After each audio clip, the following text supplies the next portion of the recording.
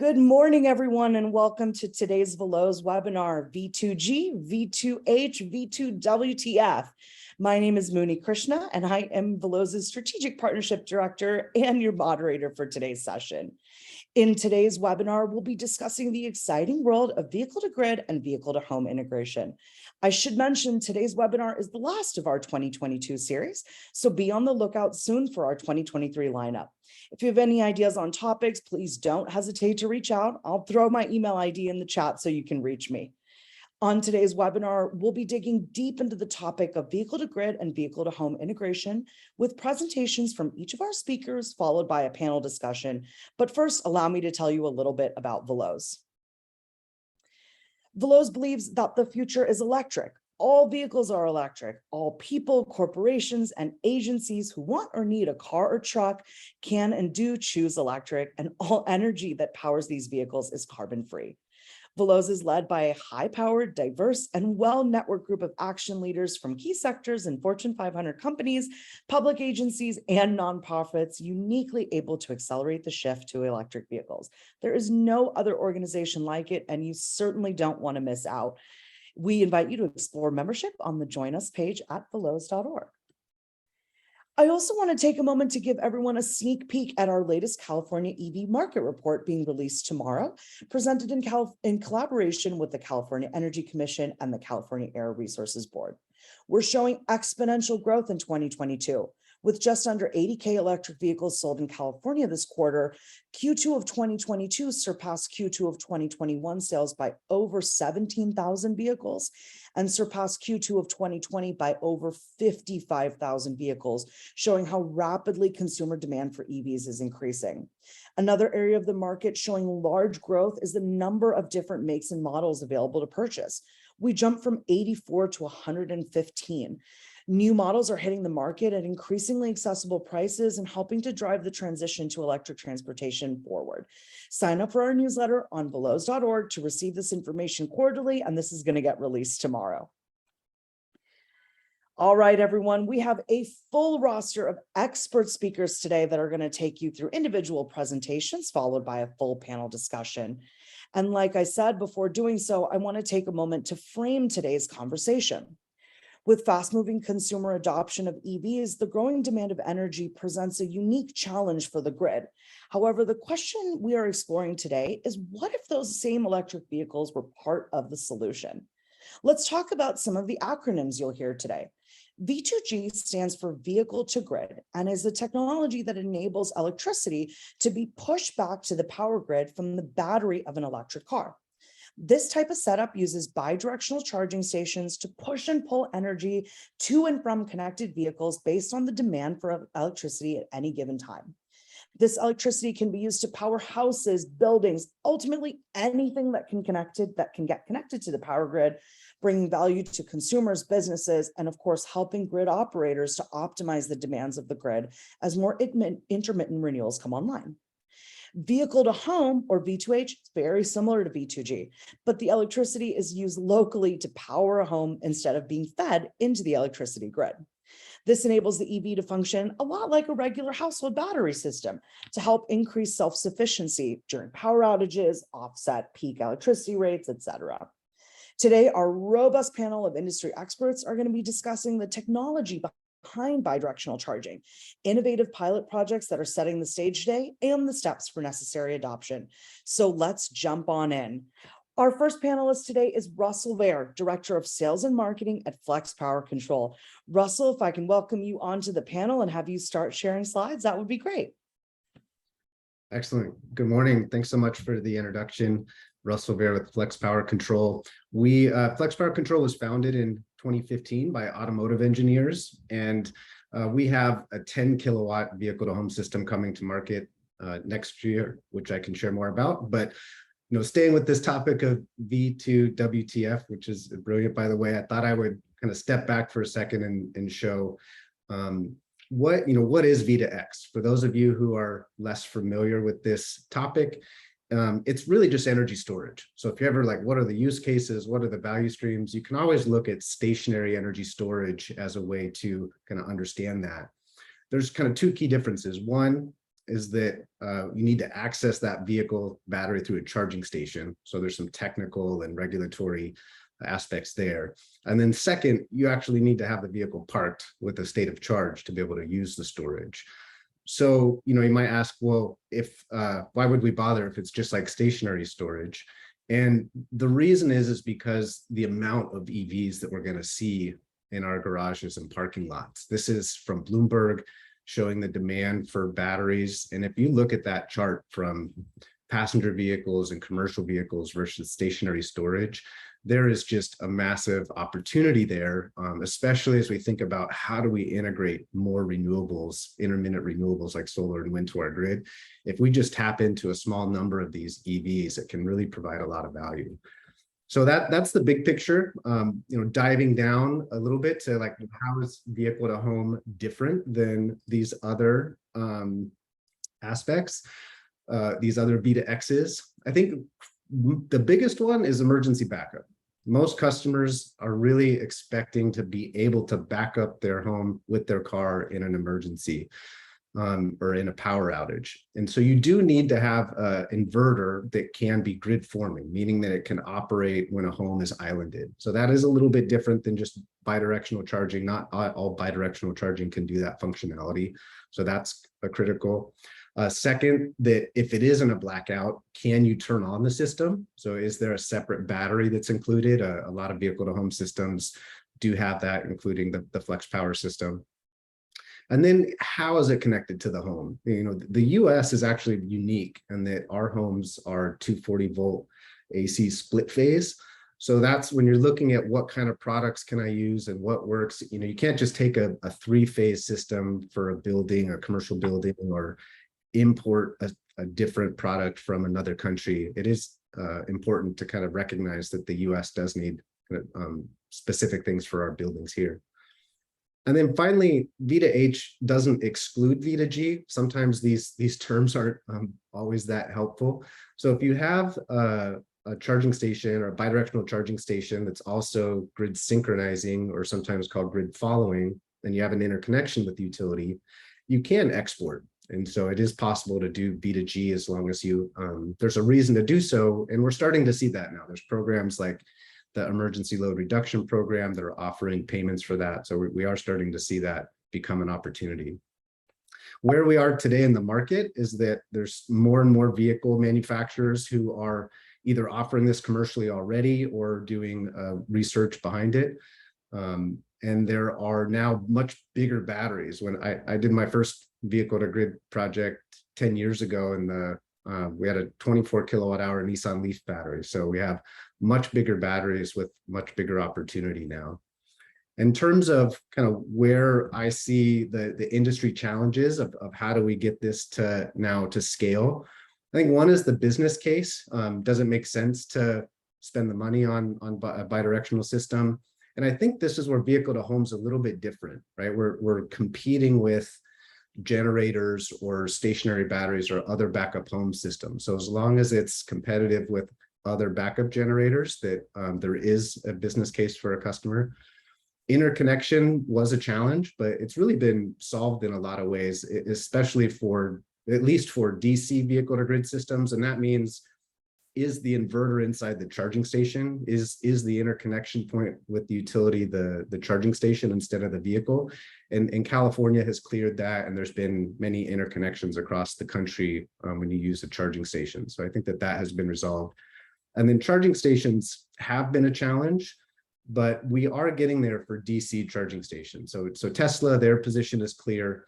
CHAdeMO has been able to do it for a long time, but that in North America, that standard's starting to fade.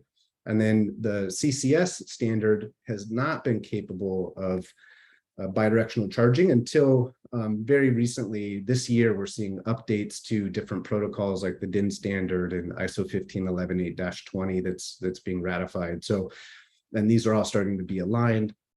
And so I think that challenge that we've had for a while is now going to be resolved this year, and we'll see a lot more commercial products on the market very shortly. So I'll just end with a quick commercial on Flex Power Control's spin system, and happy to chat more in the Q&A. Thank you. Thank you so much, Russell. It helps so much to set the scene and help to explain this pretty complicated topic. Next up, everyone, we have Jenny Reynolds, Director of Clean Transportation from SDG&E. Jenny, you are up and ready to go.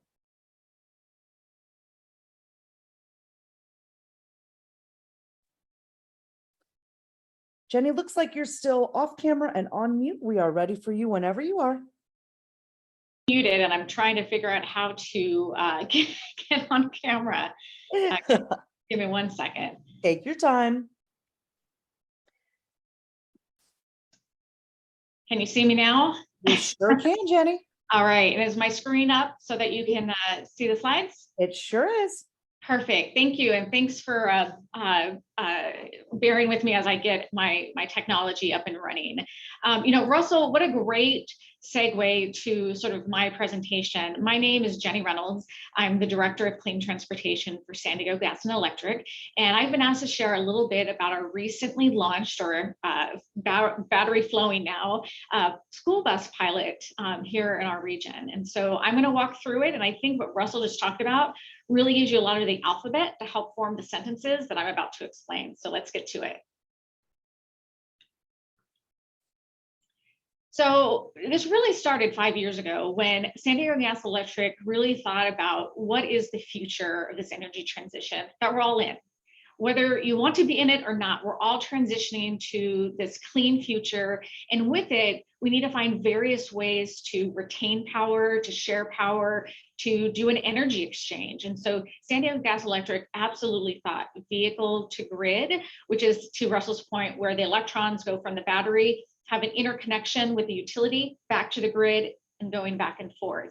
We knew that that was something for customers that they find value from either a cost driver or a resiliency driver. And for us, it was a really great way to sort of expand the resiliency of the grid.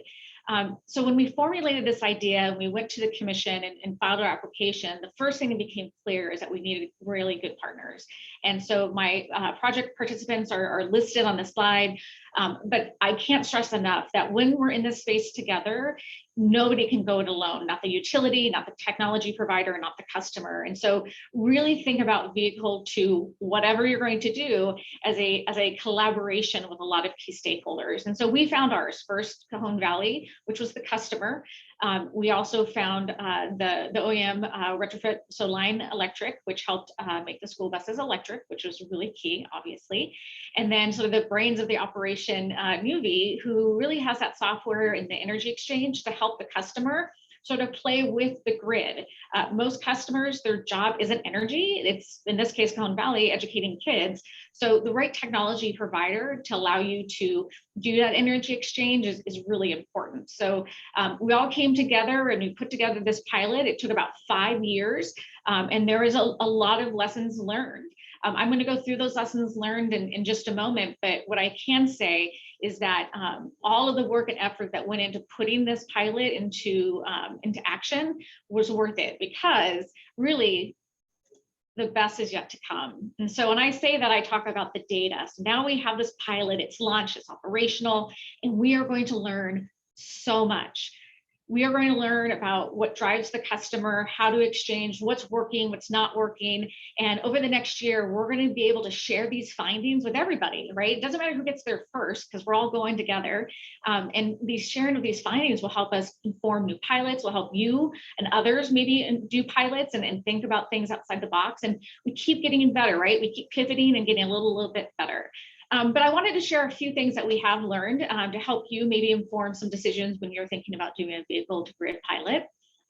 One is the operational cycle of the vehicles in mind. So school buses have a great operational cycle. And what I mean by that is that they run in the morning and they're stopped basically before the peak period of energy, 4 to 9.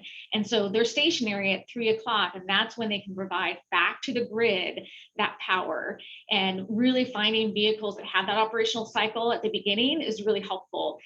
Trying to change operational cycles from a business can get very complicated. So it's good to find those that naturally align.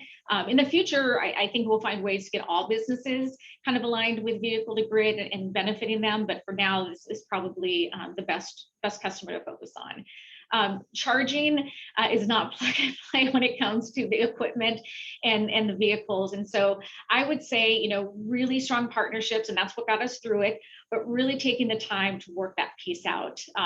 The technology is nascent and new, and the connection and the exchange of energy electrons with each other sometimes can be a little bit more difficult in getting that together than you would first think. So plan it out and prepare for you know, a lot of planning and working together. I will say on the next slide, when I talk about things we still have to work on, Russell mentioned the emergency load reduction program. And so El Cajon Valley did sign up for that. So if there's an emergency and the CalOSO has an emergency and SDG&E is asking customers to give energy back onto the grid, they can get compensated at $2 a kilowatt, which is a really good program and really a nice way for a customer to benefit from this energy exchange. And finally, finding ways to streamline Rule of 21. At least for us, Rule 21 is our interconnection agreement. And again, vehicle to grid, the difference that Russell explained is that you have to play with the grid. And if you play with the grid as the utility, you need an interconnection agreement. And so I think we're all working together to smooth that process out and make it easier for customers and utilities and stakeholders. But it's definitely something that we wrote the first one for our region, and it was hard, but we're getting better. And I think that that will be an area to improve together as we work through this. Finally, you know, where are our continued places to innovate, and what are the questions that we hope this pilot will help inform? Well, the first barrier is sort of that lack of compensation. The emergency load program is great. It's a demand response program, but it happens once in a while, or actually we hope it never happens, right? Because it's when the grid is really stressed. So how do we compensate customers when it's just normal business? And right now, SDG&E has a vehicle to grid pilot rate in front of the commission, and we're waiting for approval. But it's those compensation mechanisms, that need to be formulated and proven out, really to make vehicle to grid, whether it's a business or a home, be advantageous to customers. The other thing is the funding. El Cajon Valley really found grants and a lot of state funding, and then obviously our incentive program. So this was a very low cost initiative for them. And I think a lot of customers who want to jump into this space are going to find barriers with money. And so luckily the federal government, the state government, and your local utilities often will have programs to help, but really look for those dollars, because customers are really going to need that to help them sort of jump into that space. And then finally, the cost of vehicle to grid equipment. We're trying to think about some ideas about how to encourage customers to buy bidirectional chargers, even if they're not going to use them right away. Because once you install a charger, you don't want to kind of rip it out and put it back in, because we're convinced vehicle to grid is going to be a solution for a lot of customers. But the price point, again, is a barrier. And so as a utility and as technology partners, we need to work together to find funding and make customers feel really comfortable choosing that type of technology. And that's all that I have to say. So I look forward to the questions later. Thank you. Thank you so much, Jenny. You know, most of us choose to go electric as adults. And it's exciting to think about the fact that SDG&E is starting a whole new generation of children that are going to be able to go electric from the time that they go to school. All right, folks, next up, we have Nicholas Runge, Director from In Charge Energy. And Nicholas, I've got your slides coming up right here. Thank you very much, Mooney. Yeah, thank you. Sorry, team, but I do have some technical difficulties. I hope that you can see me and hear me. And thank you, Mooney, for guiding us through this here. If you would just jump directly to the next slide. My name is Nicholas. I'm the Director of Product and Service at In Charge Energy. We are a turnkey EV charging solution provider who basically provides really everything to the fleet managers of today. Yeah, when it comes to providing the right hardware, taking care of the installation, doing also the O&M then once the machines are in place and are actually charging vehicles. And this is all connected to our software system that will also play a role here at some point later, where we are not having our OSPP backend, of course, with the needed asset management behind, but also we have everything connected through to our service team, as well as also then connectivity to telematics, as well as then also to certain grid operators here. Yeah, Muni, if you could go one further, please. I think I can now jump over those definitions. The only thing that I would like to mention to add to the WTF piece of that panel, we also should not forget V1G, or smart charging, as it, from my perspective, should be called. Just to, it's not bidirectional, but it does have quite some positive impacts also on the grid. Muni, please go ahead. A little bit about the history, and we also heard about from Russell already quite some things here. Yeah, so we do have bidirectional charging already in place on the CHAdeMO side for quite some time. We had in the meantime, in between, a couple of proprietary implementations here: AC level 2 discharging of vehicles, yeah, DC discharging of vehicles, until we now finally come into a time where we actually do have aligned standards that actually do help us, yeah, that do right now also discharging F-150s. Yeah, other big passenger vehicle OEMs have announced that they are going to discharge or to enable discharging their vehicles based on the CCS standard. Juni, if you could click one further. And that brings me into a little bit of the protocol standardization when it comes to the EV to EVSE communication, yeah, which is one of the basics that we need to master first and need to get interoperable, yeah, in order to get all these partners together on one table and working properly together. Yeah, right now the 15118-20 standards is released. We have a bidirectional implementation on the DIN spec. And then that is kind of related to that. The J2847-2 is also right now being put in place. So we are there on a very, very good path in order to solve that interoperability issue. Yeah, the communication between vehicle and EVSE. Muni, please. So why are we right now talking different standards? Yeah, well, they are like usual when you're putting something new into place. There are different ideas, yeah, different parties that have to come to the table, that have to agree on a joint path that they want to march on forward. Right now, we do see two that are crystallizing out of the many there, and that is 15118-20. That has updated security standards, does support multiple V2G certificates, but is not backward compatible with not all, but with most current vehicles that are in the market.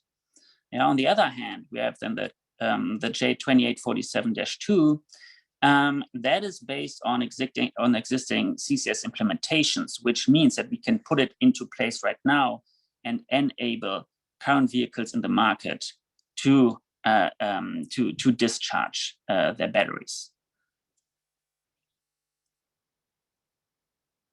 Yep, you were right with the pointer. Please move ahead. Thank you.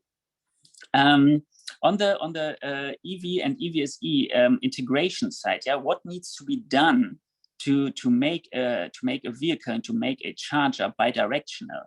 Yeah, on the vehicle side, it does require quite some software changes for the protocol updates. It also does require quite some intense validation by the vehicle OEMs. Yeah, I'm sure that we hear later something about that from the Ford side. On the EVSE side, we do need bidirectional power modules. Not all power modules are enabled for bidirectional electrons flow, if you will. We do need to get the inverter certified, and that is something that Russell already mentioned also earlier. Not every charger can be used for the vehicle to home use case, yeah, because we need additional equipment here, which is very important. Muni, if you could go one further. So we are currently trying to answer that those situations with our own hardware, yeah, in order to at least solve and be ready from an EVSE and technology provider side, yeah, where we are seeing ourselves as the hardware provider, as well as the ones that are communicating with the charger. Yeah, so we are right now putting into place a 22, a 44, and a 66 kW bidirectional CCS charger that is also capable of CHAdeMO, of course. Yeah, first we are right now working on the 2847-2, and then at the next step we are working on the 1511-20 to get that implemented. We have at this point a unidirectional 30 kW machine, but also bidirectional CHAdeMO machine. Uni. So speaking of connectivity, and that goes into the direction that Jen was talking about, yeah, there is a lot of interaction needed between the grid operators, the utilities, yeah, and the charger at the end, meaning that the charge point operator, yeah, that is managing the charger, needs to be able to pass these signals through. In the vehicle to home / building case, it is very important that the charger is somehow connected to the building and can therefore then react to the local grid event here. Yeah, Uni, if we can go on further. Speaking of the implementation, yeah, and that is the other piece that we are trying to work on. In order to enable the utility or the grid operators to send signals to the CPO, there is currently a standard in place that could be used, yeah, with OpenADR, which we do not see that often. There is right now a lot of custom integrations that we have to go through, yeah, that our software team is then sighing under in order to make things happen. So there needs to be very, very badly a common standard across North America when it comes to the communication between utilities and CPOs / down to the EVSE. And then to wrap it up, the overall V2G challenges that we currently see as in charge is on one hand as I just spoke about, the V2G capable chargers to be tied into the utility grid, yeah, via a standard that is jointly used across most people. Yeah. And then also that limited incentives that are right now, I think, do not really incentivize the people to actually bring their battery as their assets that are being utilized for that are then, you know, under wear and tear, to bring them into those grid events and let them participate on them. And then I think that there are also not yet 100% well-defined schedules of those grid events that work around the use cases of the people. So we also do need to find a solution for that. So overall, we do need to solve all those challenges that I try to show here in order to make renewable energy actually become a real success, because they do need that, yeah, in order to be always available for us. So thank you very much. Thank you so much, Nicholas. I really appreciate that. It's really critical for all of us to understand where we are in standards, to know where this technology is today and where we're going. So next up, we have Jacob Matthews from Ford. Jacob, you are on the screen and we are ready for your slides when you are. Okay, thank you, Vinny. Hopefully you can hear me well here. We can hear you perfectly. Okay, all right. So I'm sharing my screen. Hopefully that's coming across. Hello, everybody. My name is Jacob Matthews, and you mentioned manager for EV standards and regulations at Ford Motor Company.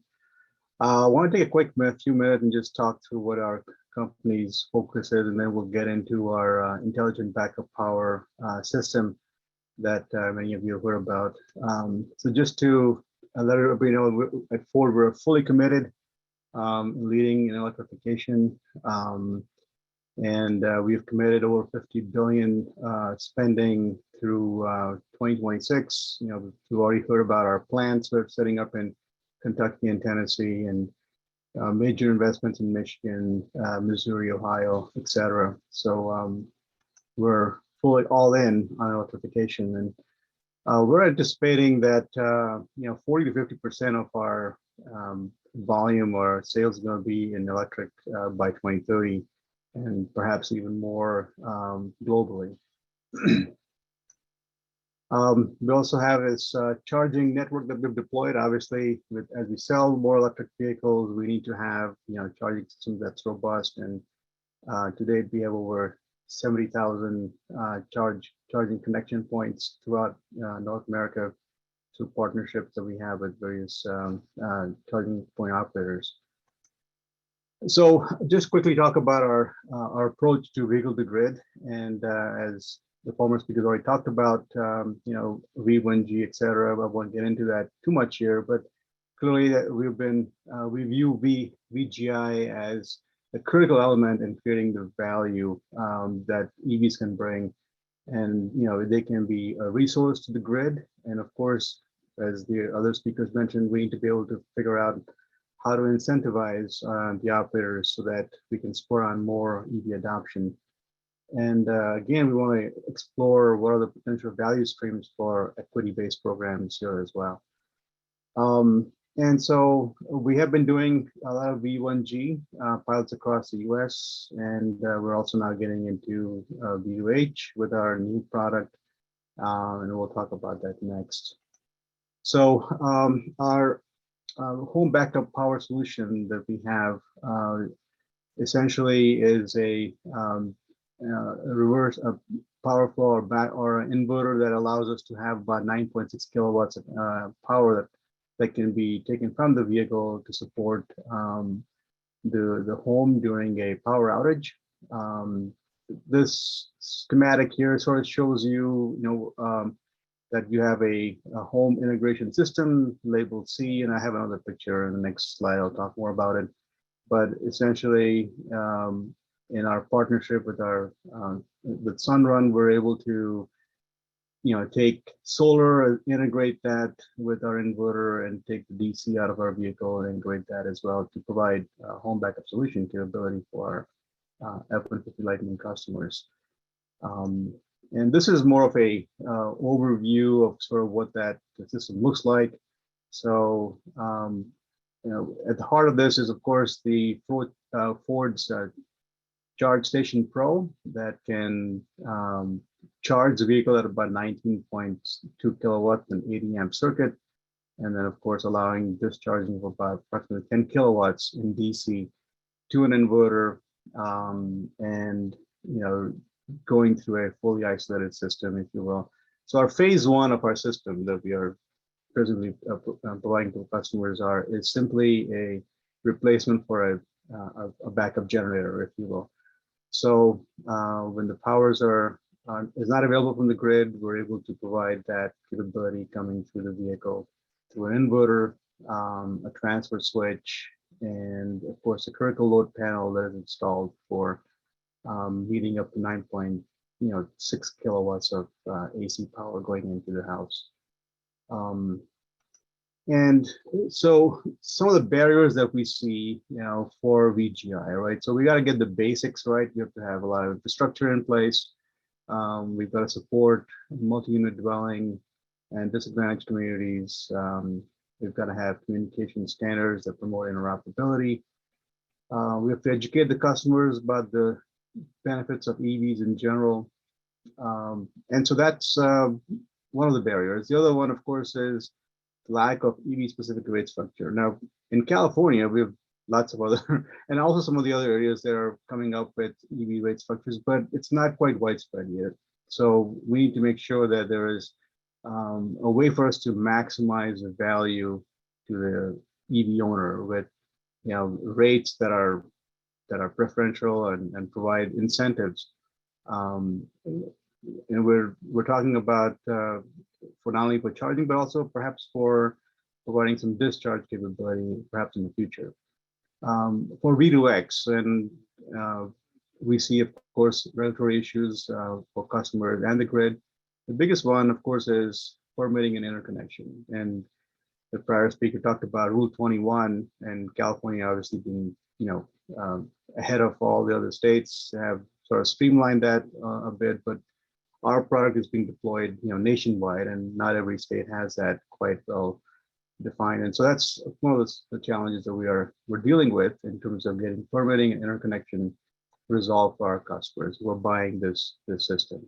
Now, in the very initial stage, our product is, as I said, is a backup generator, so it's easier. But as you get into further down the road, when we talk about V2G or even operating in parallel, then interconnection will play into this equation, and we need to make sure that all that is easily understood and streamlined, so that the customer buying the product doesn't have to wait 6 months to get this thing working. So that's a bit of a challenge. And of course, the bigger thing, of course, is the rate and incentives for enabling the EVs to perform as a grid resource.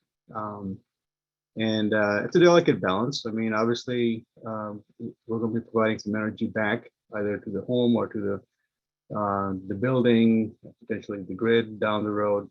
But what is the incentive for the customer?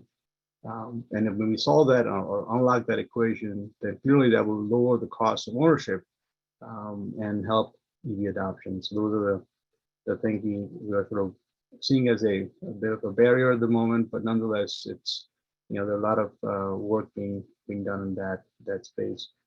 And of course, getting regulatory approval and funding for large pilots and programs. That's important because that will allow us to have some learnings and be able to tease out, what the value is for the end customer. So that's sort of where we're at.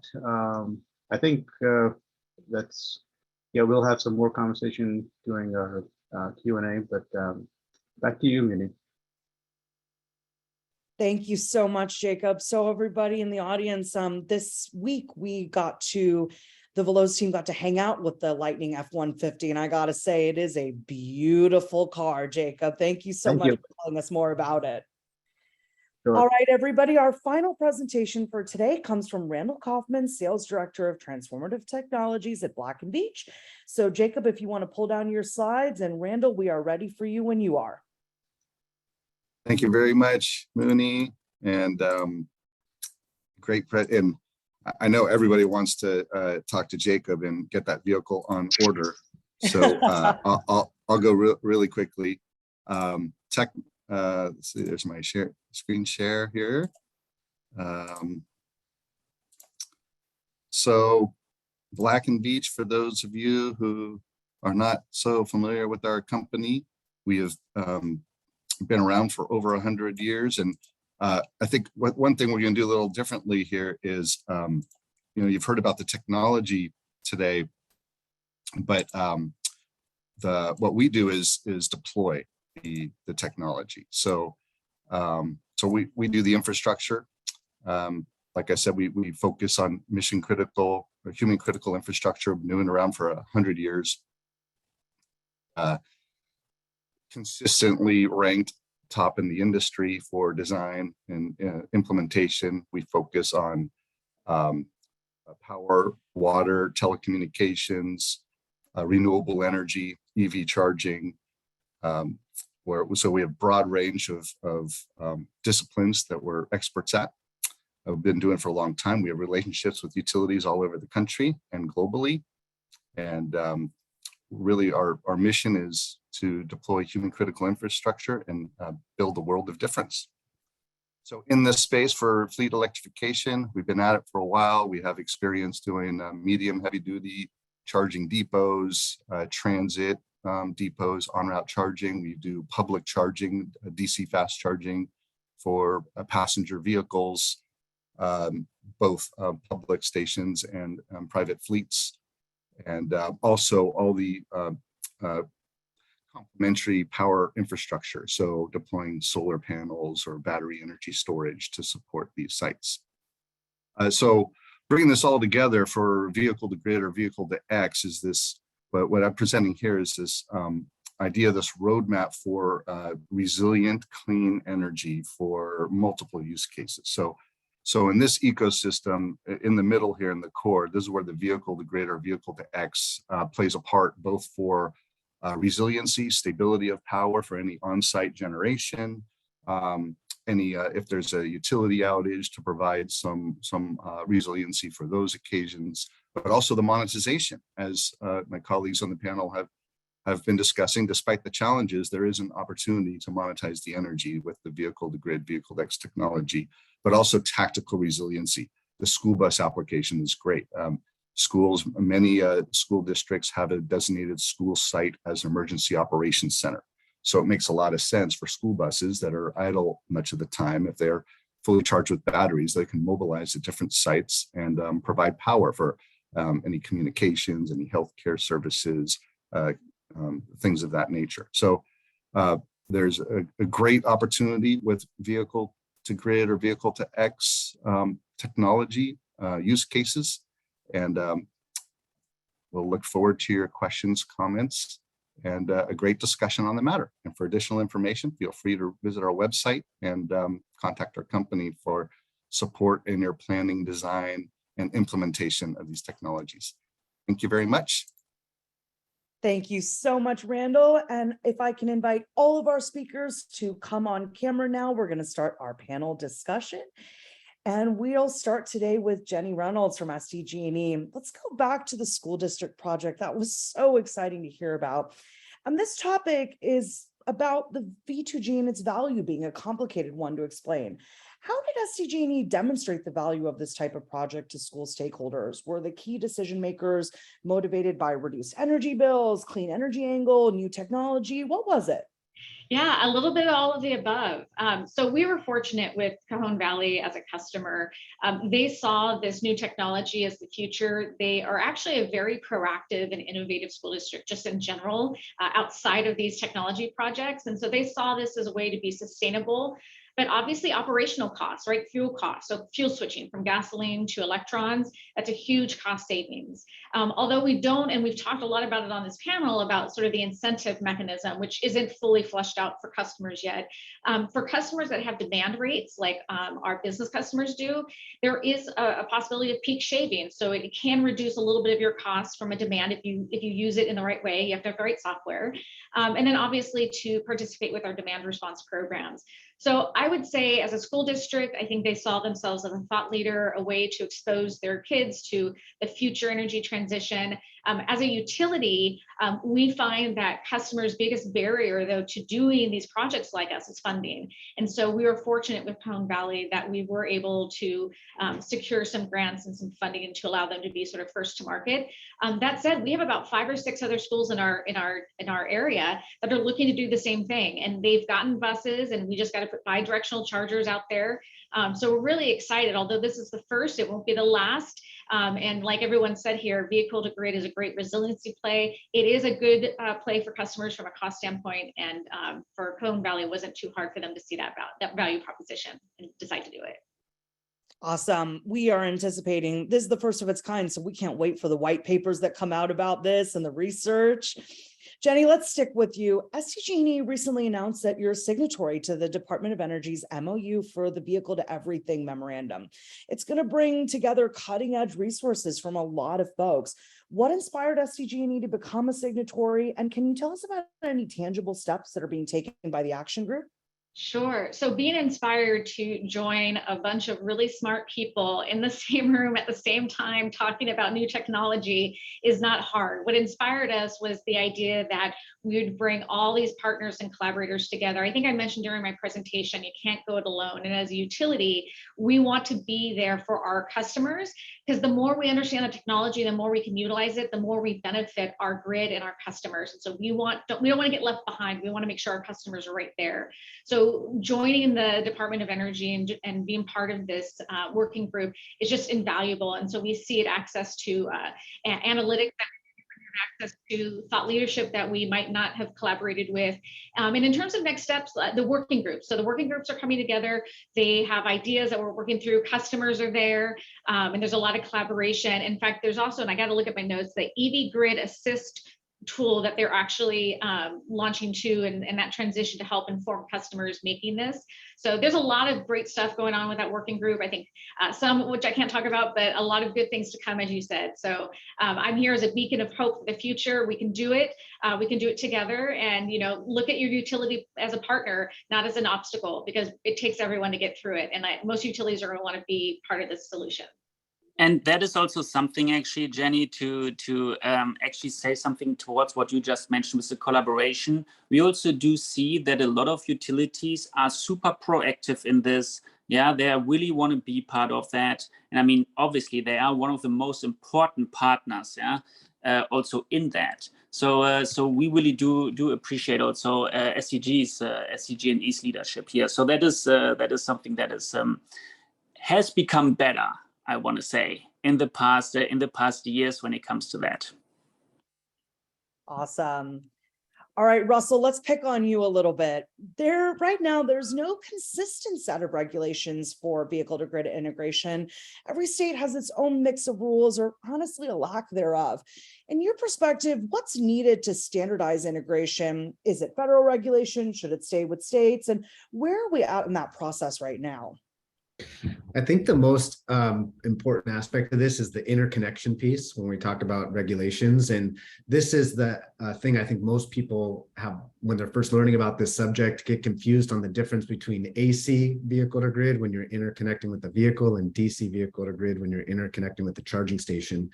And so there's a lot of confusion of which plugs work where and what's allowed and not allowed. I think for simplicity, when you're interconnecting a charging station, there's pretty clear rules. The PUC clarified that in California. It's working in other parts of the country. And you're right, there's maybe some differences around the country, but I haven't really seen any opposition to interconnecting a charging station. When you're talking about a vehicle, Nicholas had a good slide showing some of the different ways that this has been implemented in the past. And I think it is a great, really exciting solution to have an interconnection with the vehicle, but it's going to be a little while longer. So I think from that regulatory standpoint, at least on the interconnection piece, it's at least pretty clear for interconnecting a charging station. Great. Russell, we've got a high-level question for you. Last week, the Inflation Reduction Act was signed by President Biden, and they're looking to see that the EV section significantly improves adoption nationwide. What's the opportunity for V2G and V2H with this influx of vehicles, and how are companies like Flex Power Control preparing for this future? Yeah, I mean, I think that getting all of those EVs and charging station, EVs on the road and charging stations deployed that are going to be funded through this legislation is going to be the biggest opportunity to have more batteries that we can work with. There's some specific funding for resiliency that may be a good fit for kind of backup power use cases with EVs. But I think for really to make V2G scale is finding a way to value that for the customer. We talked a little bit about the different ways today. There's an EPRI report that Sunil Chaya led that showed values like $400 to $1,400 per car per year. But that's like, that's value, that's not payment, right? And so if there is value for the grid, like how do we figure out, it's really not like a incentive program from the federal government, but it's really a state by state look at how we can value EVs as storage. So I think that there's a lot of opportunity with that legislation, but there's still more work to be done on how to value that for the end customer. Right. In talking about legislations that affect EVs, Jacob, this week, the California Air Resources Board is hosting another hearing on ACC2. It's an important ZEB regulation that includes battery warranty and durability requirements. What are the implications of CARB's proposed battery requirements on V2G and the relevant technologies? I think you're on mute there, Jacob.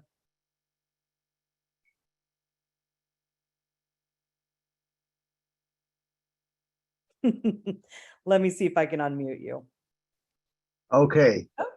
I had lost my controls there. Can you hear me now? We can hear you perfectly. Okay, great. That's a great question. I was going to say, we've been working with CARB for some time and discussing the impact of battery warranty and durability. And actually, we're thankful that in the latest 15-day notice period, CARB actually made some edits, and that will make battery durability provision more achievable for the industry, at least in the early years.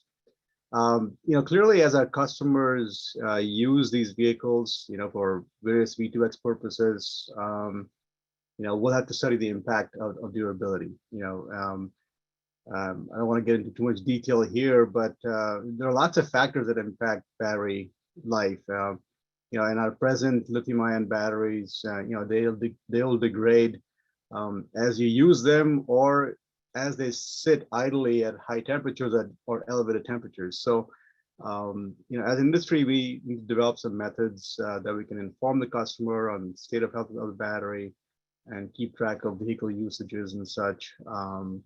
But yeah, certainly, I think CARB, we totally agree with where they're going. They want to make sure that the marketplace, will adopt technologies that are reliable. And so, we stand behind that, and we have to, sort of figure out how to communicate the implications of V2G to the customer, and then at the same time, balance out the warranty and durability requirements. So hopefully that answers your question.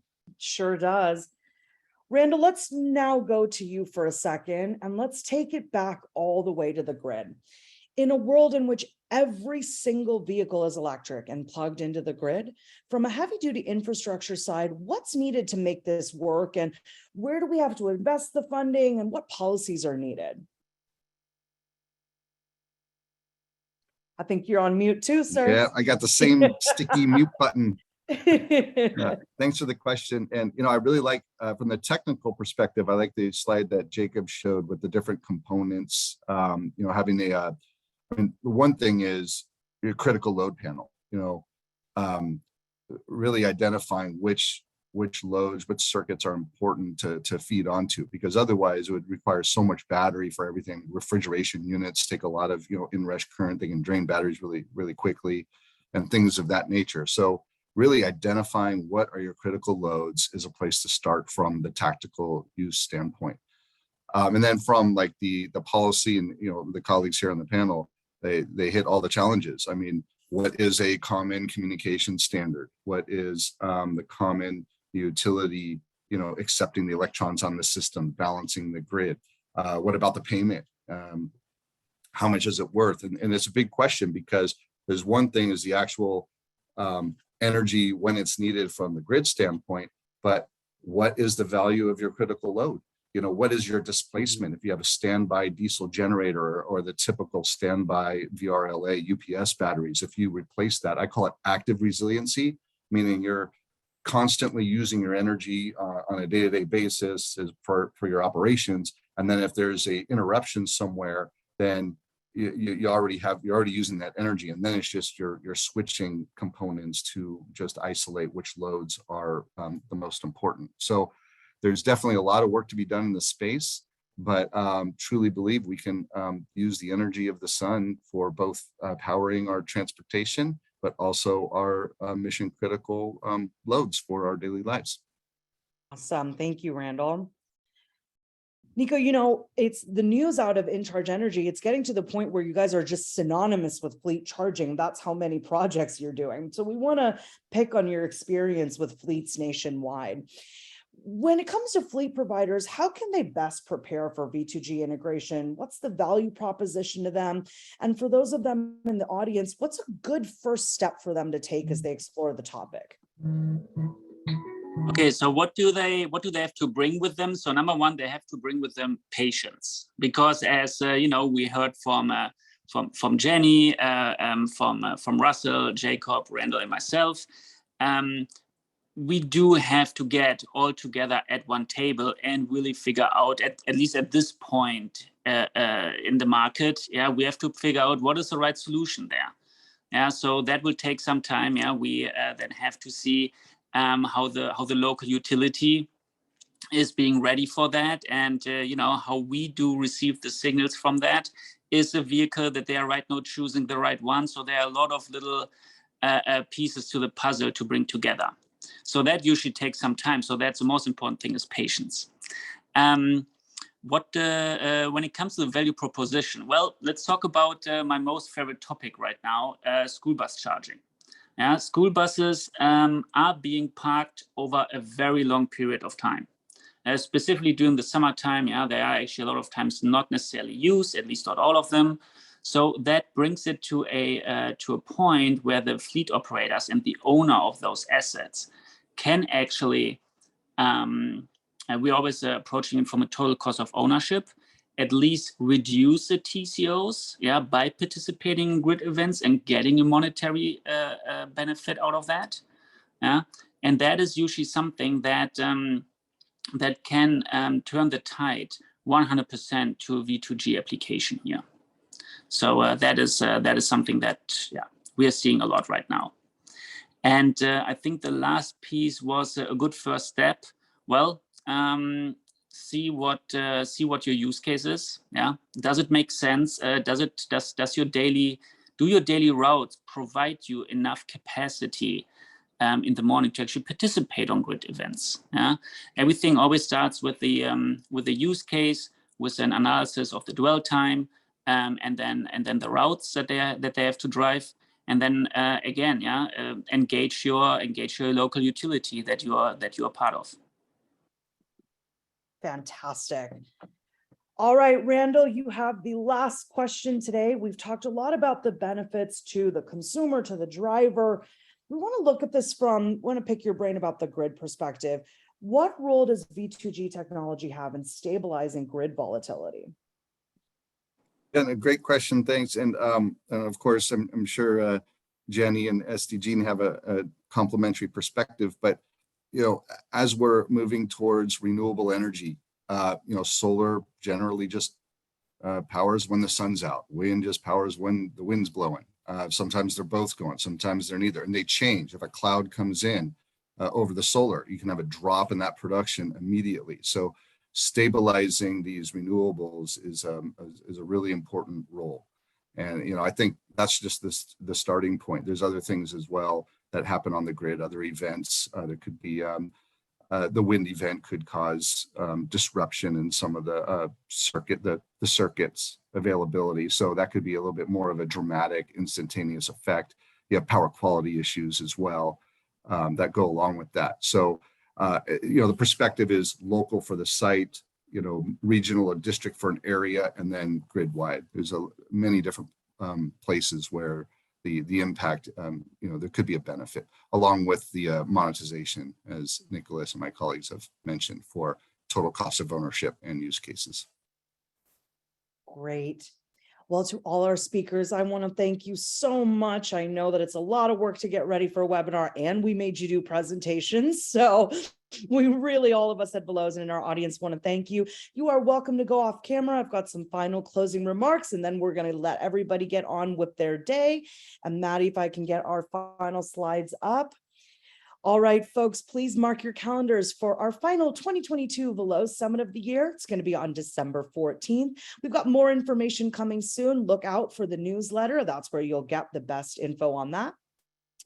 The team here at Veloz is so exciting to be launching our new Electric for All campaign this fall called Myths Busting Myths. For those of you who don't know, Electric for All campaigns use humorous concepts to educate Californians about EVs and inspire them to go electric. This year, we hired a troupe of mythical creatures to help us debunk some critical myths about EVs, and we caught this quick image of Mr. Sasquatch leaving our film set to give you a quick sneak peek of what's coming next. For more information about the campaign, as well as upcoming events, industry newsletters, and much, much more, please subscribe to our e-blast at veloz.org, and don't forget to visit us at electricforall.org, powered by Veloz. Please share, follow, and tag us on our social media platforms. We love to hear from you. And finally, we encourage you to become a part of the Veloz revolution by contacting me on the email address shown on the screen. I want to thank our speakers again one more time, and of course the Veloz team for all of their help putting together this webinar. A recording of today's chat will be posted soon, so look out for that. Thank you to everyone for joining us today, and have a wonderful rest of your week.